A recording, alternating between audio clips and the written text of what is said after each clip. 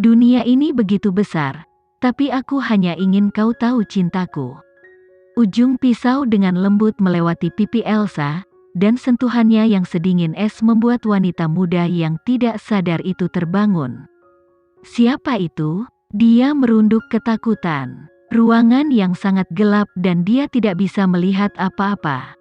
Tawa dingin tiba-tiba terdengar dari sampingnya. Kamu sangat beruntung, Elsa. Tabrakan mobil bahkan tidak bisa membunuhmu, tapi sayang sekali anakmu tidak terselamatkan. Ekspresi Elsa berubah. Matanya yang diperban membelalak kaget.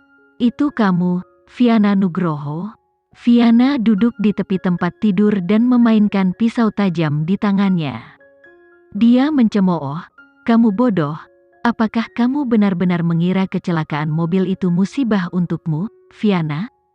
Kamu wanita jahat. Kamu sudah memiliki Daniel Bimantara. Kenapa kamu melakukan ini padaku? Dia berteriak saat seluruh tubuhnya gemetar. Untuk merebut Daniel, Viana menggunakan segala macam taktik jahat untuk merusak reputasi Elsa dan membuat yang terakhir menjadi bahan tertawaan terbesar di ibu kota. Sekarang, Viana bahkan mengatur kecelakaan mobil untuk membunuh anaknya. Seandainya seseorang tidak menyumbangkan jantung dan kornea yang cocok untuknya, Elsa percaya bahwa dia juga akan mati, seperti anaknya. Viana memandang Elsa yang pucat dan terkekeh. Bukankah kamu menolak menggendong anak Gavin Maherson? Aku membantumu. Selain itu, begitu kamu mati, semua properti perusahaan Nugroho akan menjadi milikku. Elsa berkata dengan marah. Kamu gila, kamu hanya orang luar, jadi lupakan tentang mewarisi properti keluarga Nugroho. Haha, Viana tertawa terbahak-bahak. Elsa, kamu pasti lebih bodoh dari yang aku duga. Sejujurnya, saya juga putri ayah. Saat itu, ibumu yang mengganggu hubungan orang tuaku dan menjadikanku anak yang tidak diinginkan.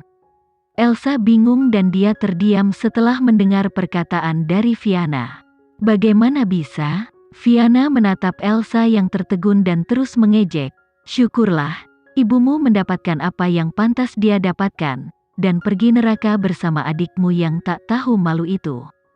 Baru setelah itu memberi kami kesempatan untuk merampas semuanya. Ketika Elsa sadar kembali, dia berteriak, diam. Jangan menghina mereka. Hehe, Viana tertawa. Berteriak, teriaklah padaku semaumu. Kami tidak akan mendapatkan kesempatan lain kali. Viana, kamu gila? Apa yang sedang kamu coba lakukan? Jantung Elsa berdetak kencang. Dia menyandarkan dirinya di tepi tempat tidur dan berusaha melarikan diri. Tetapi karena dia tidak bisa melihat apa-apa, dia terjatuh. Viana membawa pisau yang berkilauan dan menatap Elsa, yang sedang berbaring di lantai. Dia tertawa mengancam, tentu saja aku akan mempertemukanmu kembali dengan anak, ibu, dan adikmu, mereka sudah menunggumu. Tidak, dia tidak boleh mati. Dia belum membuat Viana membayar untuk apa yang dia lakukan, jadi dia tidak boleh mati. Elsa berjuang untuk hidup, karena kecelakaan mobil yang dideritanya seminggu yang lalu telah membuat tubuhnya sangat lemah. Dengan tatapan yang mengerikan, Viana mengangkat pisau di tangannya dan berteriak, mati. Dengan tikaman itu, pisau itu mengenai dada Elsa dan menusuk jantungnya yang baru saja ditransplantasikan ke tubuhnya. Elsa menyeringai. Menyerah saja, Elsa. Kamu seharusnya tidak hidup di dunia ini. Elsa menggeliat kesakitan. Dia mengepalkan tinjunya dan berkata dengan sekuat tenaga, Viana, kamu akan pergi ke neraka. Alih-alih marah, Viana tertawa kecil. Dia mendekati Elsa dan mengejek, Elsa, apakah kamu tahu milik siapa jantung dan korneamu yang mendonorkanmu? Elsa sudah tidak mampu berbicara, dia langsung jatuh pingsan ke lantai. Viana tersenyum. Tatapannya dipenuhi dengan kecemburuan. Gavin, pria yang sangat kau benci yang mendonorkannya. Rasanya seolah-olah ada sesuatu yang meledak di belakang kepala Elsa. membuat pikirannya yang lelah kembali fokus. Tidak, itu tidak mungkin. Matanya yang sakit menatap tak percaya, saat dia mencoba mengangkat lengan yang gemetar dan menekan tangannya ke dadanya yang berdarah. Betulkah? Apakah itu benar-benar dia? Tidak heran, dia tidak mengunjunginya minggu lalu. Mengapa dia begitu bodoh? Dia tidak pantas menerima ini darinya. Melihat Elsa, yang telah diliputi keterkejutan dan berada di ambang kehancuran, senyum Fiana melebar. Tidak disangka dia menyerahkan hidupnya untukmu? Dan lagi, kamu masih dengan bodohnya mendorongnya pergi jauh darimu. Elsa merasakan dadanya sakit dan memuntahkan seteguk darah segar ke wajah Fiana. Fiana menjerit, "Elsa, kamu orang bodoh." Davin harus melepaskan diri untuk mengorbankan dirinya demi menyelamatkanmu. Karena hari ini adalah pemakamannya, kamu bisa menemaninya dan menjadi sepasang sejoli di akhirat. Suara keras terdengar dan yang dirasakan Elsa adalah Fiana menendang dadanya sebelum napasnya berhenti. Dia menghembuskan napas terakhirnya dengan kebencian dan penyesalan. Jika ada kehidupan selanjutnya, dia akan membuat Fiana membayar semua yang sudah dia perbuat. Jika ada kehidupan selanjutnya, dia akan memberitahunya sekali, tidak, jutaan kali, maaf. Ketika Elsa akhirnya sadar kembali, dia merasa seolah-olah badannya sangat panas. Sensasi terbakar mengancam akan membuatnya menjadi abu dan itu membuatnya merasa tak berdaya dan ketakutan. Panas sekali, sakit. Dia meraba-raba. Akhirnya, dia sepertinya menyentuh tubuh seseorang dengan kedua tangannya. Dia langsung menemukan keselamatannya melalui sensasi dingin dan memeluk pria itu dengan erat. Gavin menatap tajam ke arah Elsa, dan dia menyipitkan matanya yang dalam dan memikat. Wajah kecil Elsa sekarang diwarnai dengan rona merah cerah. Bulu matanya yang panjang dan tipis bergetar seperti sayap kupu-kupu yang seolah memberi isyarat dan memikat pria itu. Gavin mengencangkan cengkeramannya dan wanita mungil di lengannya segera ditarik ke arah tubuhnya yang kokoh dan berotot. "Apakah kamu tahu siapa aku?" Suaranya yang rendah dan lembut bergema di telinga Elsa. Mendengar itu, wanita yang bingung itu terdiam dan membuka matanya yang bingung karena tidak percaya. Dia secara tidak sadar bisa melihat Gavin, pria seperti dewa itu. "Apakah itu benar-benar kamu?" Dia bergumam. Dengan mata kemerahan dan penuh air mata, dia membelai wajahnya yang sempurna itu. Pada saat itu, dia tidak mempertanyakan mengapa dia bisa melihat lagi atau mengapa dia tidak mati. Dan mengapa dia melihat Gavin. "Apakah kamu ingat?" Tatapan Gavin memancarkan antusiasme. Matanya yang berkilau bersinar terang, membuatnya semakin menarik dan menawan. Butir-butir air mata terbentuk di sudut mata Elsa. Secara naluriah, dia bergumam dengan menyakitkan, "Maaf." Gavin menyipitkan matanya dengan rasa ingin tahu dan bertanya dengan lembut, "Untuk apa permintaan maaf itu?" Alih-alih menjawabnya, Elsa memegang wajahnya yang tampan dan menawarkan ciuman, sebelum dia menggigit bibirnya dengan lembut dan tidak terkendali seperti kucing kecil. Tatapan Gavin tidak bisa dipahami. Saat Elsa menjadi lebih bebas dengan gigitannya, pria itu menyipitkan matanya, meraihnya, dan mendorong dengan keras di tempat tidur. "Elsa, kamu menggodaku." Seolah-olah Elsa bermimpi dan dia bermimpi tentang Gavin. Dalam mimpinya, keduanya terjerat dalam pelukan satu sama lain. Dia menahannya lagi, itu tanpa henti. Dia tidak sabar untuk menelanjangi dan tidak meninggalkan apapun di tempatnya. Dia mulai menangis sendiri serak memohon belas kasihan. Namun, yang dia dapatkan sebagai balasannya adalah dia menghancurkannya dengan kejam. Elsa seperti satu-satunya perahu di tengah lautan, mengarungi ombak yang penuh gejolak dan tidak tahu kapan semuanya akan berakhir. Bang, bang, bang. Tiba-tiba, dia mendengar gedoran berulang kali di pintu dan ini membangunkannya sekaligus.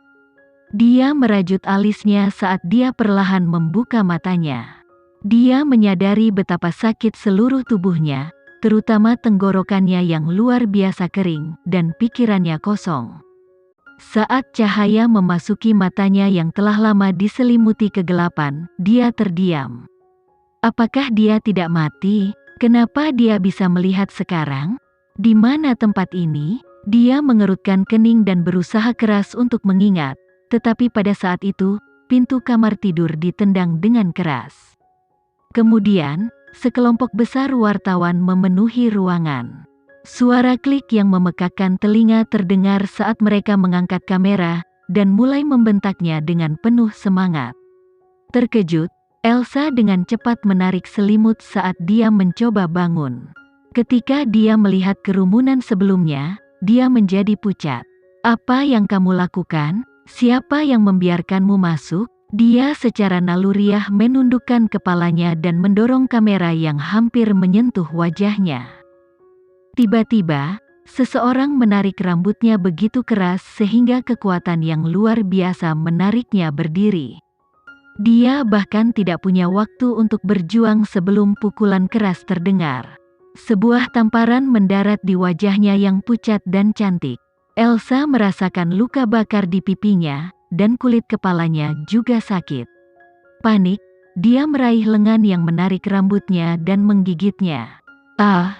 Dalam hal itu, jeritan mengerikan bergema di setiap sudut ruangan, menahan bunyi klik penutup kamera. Memanfaatkan kesempatan ini, Elsa meraih selimutnya dan mundur dengan cepat. Akhirnya, dia menyadari siapa orang-orang ini. "Elsa, kamu jalang? Beraninya kau menggigitku?" Orang yang berdiri di depannya adalah seorang wanita glamor dan mantan calon ibu mertuanya, Nyonya Bimantara. Dia berteriak pada Elsa dengan ekspresi marah dan tidak sabar untuk mencabik-cabiknya.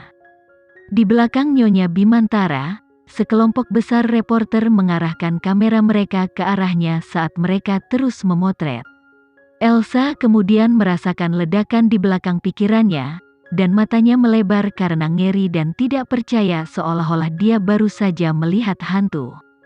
Dia tidak akan pernah melupakan momen ini. Selain itu, dia terlahir kembali pada malam pertama yang dia habiskan bersama Gavin 2 tahun lalu. Jadi, apa yang terjadi tadi malam bukanlah mimpi, tapi kenyataan. Pada saat itu, air mata menggenang di mata Elsa. Itu benar-benar tidak bisa dipercaya. Dia tidak mati dan dia juga tidak. Masih ada waktu untuk memperbaiki semuanya.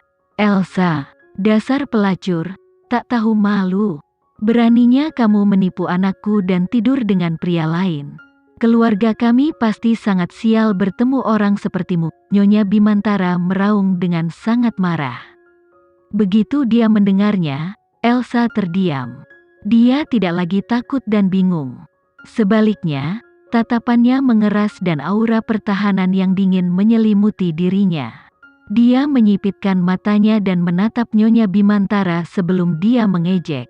"Daniel berselingkuh, jadi aku mencampakkannya, dan sekarang dia menuduhku tidur bersama pria lain. Aku pasti sangat sial bertemu dengan orang-orang tercela seperti kalian semua." Kata-kata Elsa benar-benar tidak terduga. Para reporter menjadi bersemangat dan klik kamera semakin intensif. Nyonya Bimantara sangat marah ketika dia mendengar ucapan itu, sehingga penglihatannya menjadi gelap dan dia hampir pingsan. Dia menunjuk ke wajah angkuh Elsa saat dia menggeram, "Aku melihatmu di tempat tidur dengan pria lain dan kamu berani menyalahkan anakku? Kamu jahat, wanita jahat. Aku akan merobek selimut itu darimu." Dengan wajah berkerut, Nyonya Bimantara naik dan mulai menarik selimut Elsa yang melilit tubuhnya dengan erat. Senyum sarkastik muncul di bibir Elsa saat dia diam-diam mengencangkan cengkeramannya di selimut. Gavin Maherson adalah pria yang bijaksana dan memastikan dia mengenakan pakaian sebelum dia pergi.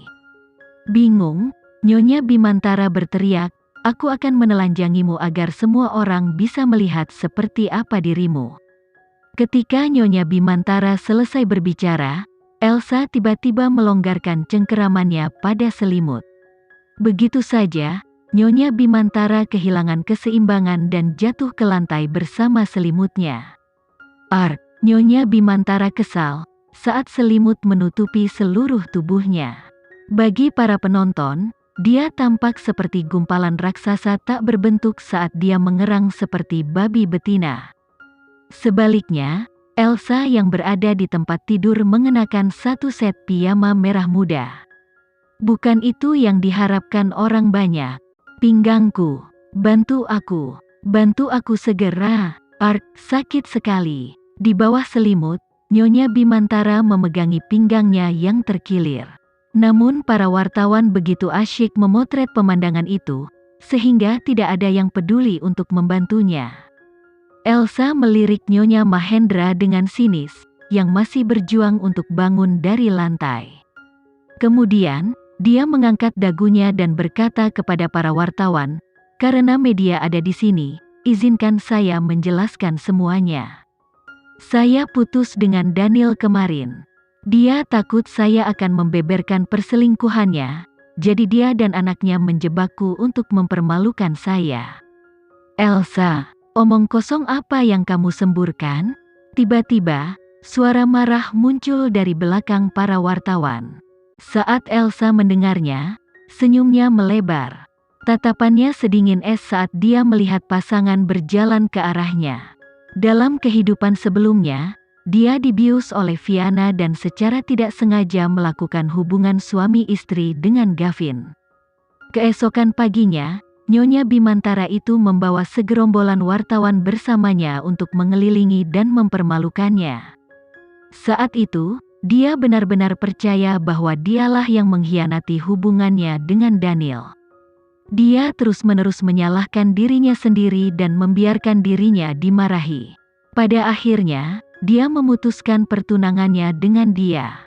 Dia tidak pernah membayangkan bahwa dia sudah tidur dengan Fiana.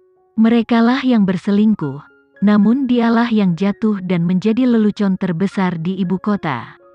Dalam hidup ini, dia bertekad untuk mengubah nasibnya dan mengambil tindakan pencegahan. Dia ingin Fiana membayar 2 kali lipat untuk semua penghinaan dan penderitaan yang dia sebabkan padanya. "Elsa, apakah kamu tahu apa yang kamu lakukan?" Mengenakan setelan putih, Daniel melangkah maju dan membantu Nyonya Bimantara untuk berdiri.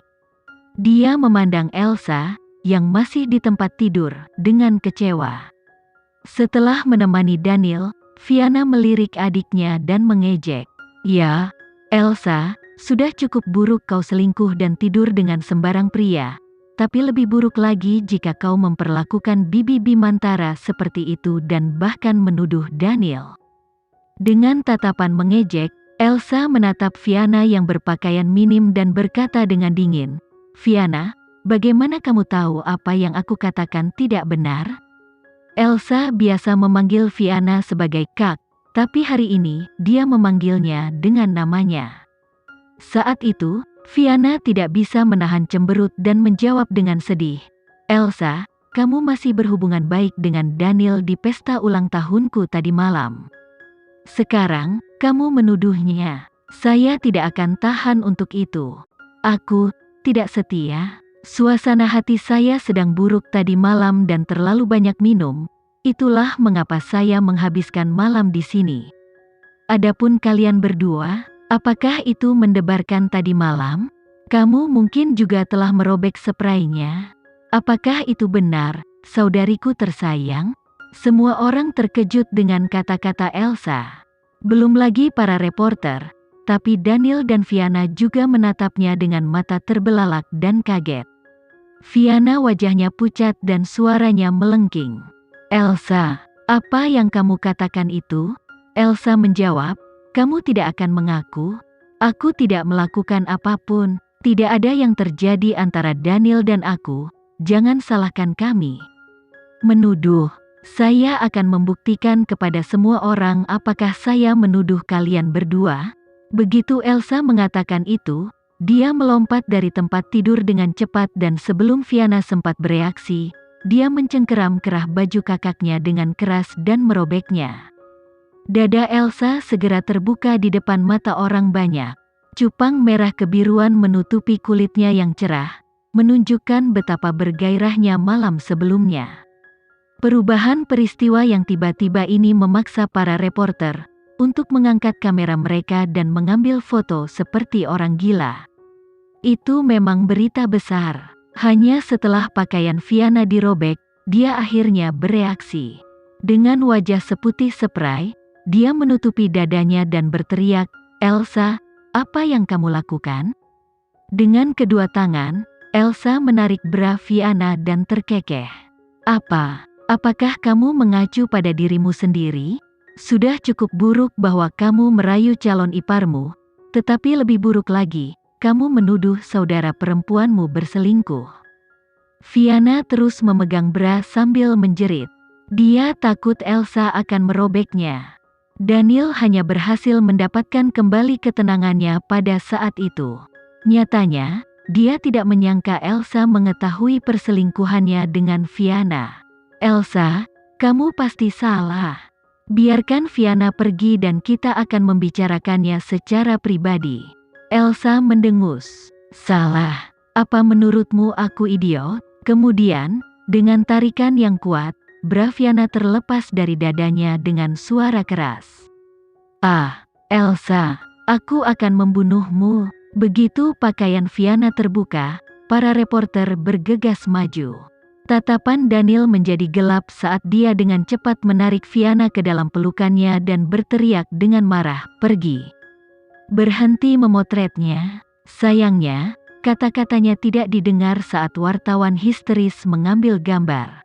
Kilatan dari kamera menyilaukan. Viana hampir putus asa, tapi dia memeluk Daniel dengan erat dan bergumam dengan mata berbingkai merah, "Daniel, keluarkan aku dari sini." Daniel tidak peduli lagi dengan Nyonya Bimantara. Sebaliknya, dia melepas jasnya, meletakkannya di bahu Viana, dan memaksa diri keluar dari pintu. Sekarang, dengan perhatian wartawan tertuju pada Daniel dan Viana, mereka mengejar sambil merekamnya. Segera, suasana panas di ruangan mereda dan ketenangan asli dipulihkan. Satu-satunya orang yang tersisa adalah Elsa dan Nyonya Bimantara yang tak berdaya di lantai. Nyonya Bimantara juga kaget dengan perselingkuhan Daniel dan Viana. Dia, yang awalnya di sini untuk membuktikan dugaan perlingsuhan Elsa, akhirnya menempatkan putranya dalam posisi yang buruk. Menatap Nyonya Bimantara yang bingung, Elsa berdiri di depannya dengan tangan bersilang dan terkikik. "Nyonya Bimantara, terima kasih telah membawa begitu banyak reporter dari media hari ini. Kalau tidak, hal-hal tidak akan berubah secara dramatis." Nyonya Bimantara sadar kembali dan memelototi Elsa sambil berkata, "Elsa, kamu jalang. Salah satunya adalah tunangan dan teman masa kecilmu, dan Viana adalah kakak perempuanmu. Bagaimana kamu bisa menyakiti mereka seperti ini? Hehe, apakah kamu tidak malu Nyonya Bimantara? Merekalah yang menyakitiku." Tidak, kamu bersekongkol dengan mereka untuk menyakitiku." Nyonya Bimantara hampir pingsan mendengar kata-kata Elsa. "Kamu mengira kita memperlakukanmu dengan sangat baik saat itu, dan kamu bahkan tidak peduli sama sekali. Kamu wanita jahat." Elsa menjawab, "Tidak peduli seberapa jahatnya aku tidak lebih jahat dari dia dan Viana." Nyonya Bimantara ketakutan dengan tatapan Elsa. Yang terakhir dulunya adalah orang yang naif dan akan selalu mengungkapkan apa yang dia rasakan. Tetapi hari ini, dia menyadari bahwa Elsa telah berubah. "Tunggu apa lagi, Nyonya Bimantara? Apakah kamu tidak akan membantu putramu dan calon menantumu keluar?" Ketika Elsa mengatakan itu, Nyonya Bimantara sangat marah, namun, ini bukan saatnya berdebat dengan Elsa. Dia harus pergi keluar untuk melihat keadaan anaknya dan Viana. "Elsa, tunggu saja, aku tidak akan membiarkan ini." Dengan satu tangan di belakang pinggangnya, Nyonya Bimantara bergegas pergi dengan marah. Elsa duduk di lantai, kelelahan. Dia memegang pundaknya sendiri dan secara bertahap menutup matanya, mencoba memproses fakta bahwa dia telah dilahirkan kembali. Apakah Tuhan mencoba memberinya kesempatan kedua dalam hidup, karena dia merasa kasihan atas kematiannya? Untungnya, masih ada waktu. Untungnya, dia bisa melihatnya lagi. Gavin, dasar bodoh, dia tidak mengerti mengapa dia begitu terobsesi dengannya. Dalam kehidupan sebelumnya, ketika dia mengetahui bahwa dia telah menghabiskan malam dengan Gavin, dia membencinya dengan sepenuh hati. Dia mengira dia telah menghancurkan hidupnya, dan dia berharap dia mati. Dia sangat kejam padanya, namun dia diam-diam memberikan hati dan kornea padanya. Dia sama sekali tidak pantas menerima itu. Air mata mengalir tak terkendali di pipi Elsa, dan ratapan sedihnya menggema di setiap sudut ruangan. Sosok pria mengenakan setelan yang disetrika rapi dan sepasang sepatu kulit duduk di sofa biru tua yang elegan. Dari jauh, orang bisa tahu bahwa dia mengeluarkan karisma yang bermartabat dan terhormat. Kakinya yang panjang disilangkan dengan anggun saat dia diam-diam menyaksikan wanita muda itu menangis dengan menyedihkan di layar LCD. Mata kuningnya yang monolit menyipit perlahan dan menggelap. Tiba-tiba, suara sopan namun hati-hati muncul dari ambang pintu. Baru saat itulah Gavin sadar kembali. Dia mematikan layar LCD dan memberikan pengakuan singkat. Aska Fernando, yang sedang berdiri di dekat pintu, mengeluarkan suara terengah-engah sebelum dia berkata, para reporter telah pergi dan mengikuti Daniel dan Fianna. Gavin memberikan pengakuan lain. Suaranya jernih dan keren. Tingkatkan situasi sebanyak mungkin, yang terbaik adalah membiarkan saham Bimantara anjlok selama beberapa hari. Siapapun yang berani menyakiti wanita itu harus membayar nyawanya sendiri. Aska setuju, lalu dia menambahkan dengan hati-hati, Tuan Muda, apakah kamu akan melihat Nona Elsa? Dia tahu dari suaranya bahwa dia benar-benar sedih, dan ini sebagian berkat bos mereka, yang mengubah seorang gadis lugu menjadi seorang wanita. Namun, Nona Elsa memang luar biasa. Menilai dari cara dia membalas Nyonya Bimantara, Fianna dan Daniel, awalnya berpikir bahwa bos mereka telah meniduri seorang amatir, tetapi dia tidak pernah berpikir bahwa dia akan menjadi seorang master. Gavin berdiri dengan anggun. Ciri-cirinya yang menonjol sempurna, dan matanya yang dalam dan berwarna kuning berkilau mempesona, seolah-olah itu seperti ambar yang paling berharga di seluruh dunia. Dengan sedikit cemberut, dia membuka bibirnya. Jika aku pergi ke sana sekarang, dia mungkin akan membunuhku. Lebih baik menunggu saja. Elsa menangis beberapa saat sebelum dia menyeka air matanya, untuk memikirkan apa yang terjadi di kehidupan sebelumnya, sehingga dia bisa mempersiapkan balas dendamnya. Terakhir kali, setelah kembali ke kediaman keluarga Nugroho dari hotel, keluarga Bimantara memutuskan pertunangan. Setelah itu, keluarga Nugroho mengatakan bahwa dia telah mempermalukan mereka, jadi mereka mencabut kepemilikannya atas saham perusahaan Nugroho, dan dia meninggalkan keluarga tanpa uang sepeser pun.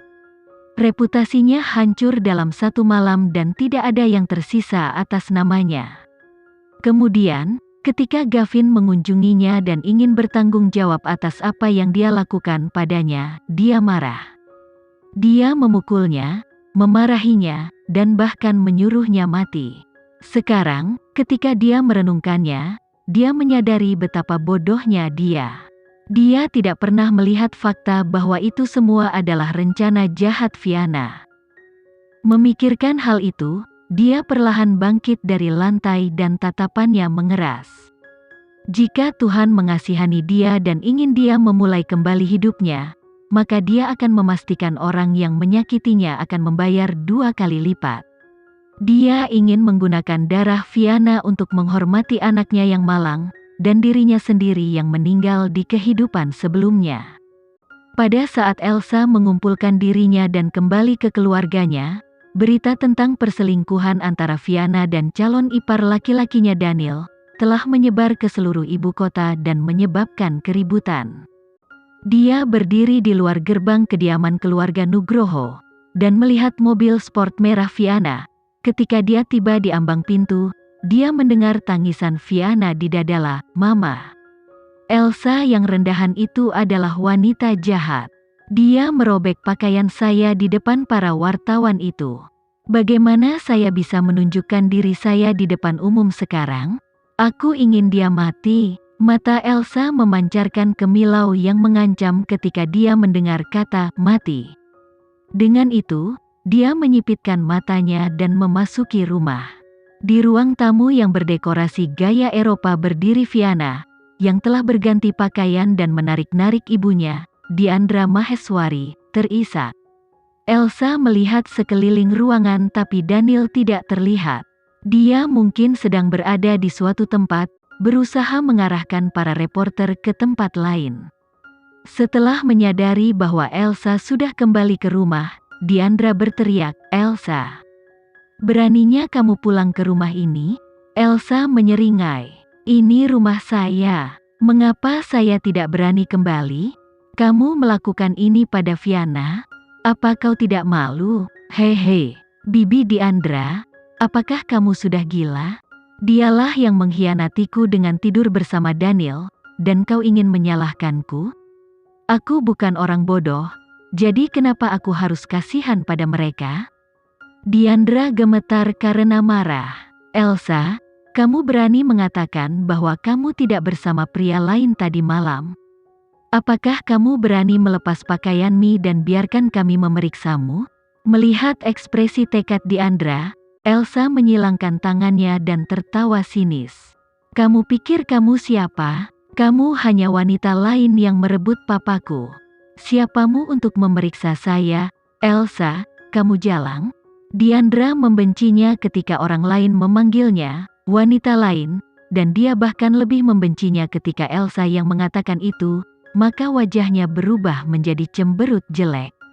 Elsa mengejek, "Jika aku jalang, maka kamu yang tertua dan terhebat dari semuanya. Kau berbalik melawanku, lagi pula, aku masih ibu tirimu, tapi kamu berani menghinaku?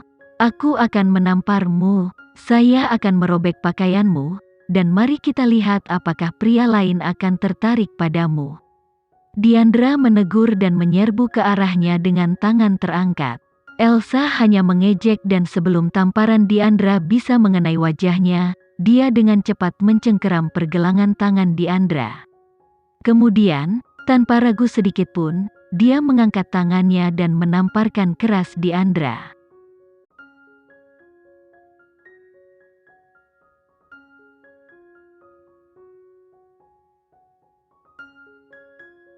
Sekian dulu ya video kali ini, kita lanjutkan lagi videonya di lain waktu. Oh iya, bagaimana menurut kalian? Semoga bisa sedikit menghibur kalian semua. Untuk teman-teman yang baru nonton, jangan lupa subscribe ya, hehehe. Dan kalau teman-teman ada yang ingin gabung langganan, bisa langsung gabung saja untuk dapat fitur yang menarik dan sedikit membantu Mimin. Terima kasih banyak sudah menonton, sampai jumpa lagi, bye bye bye.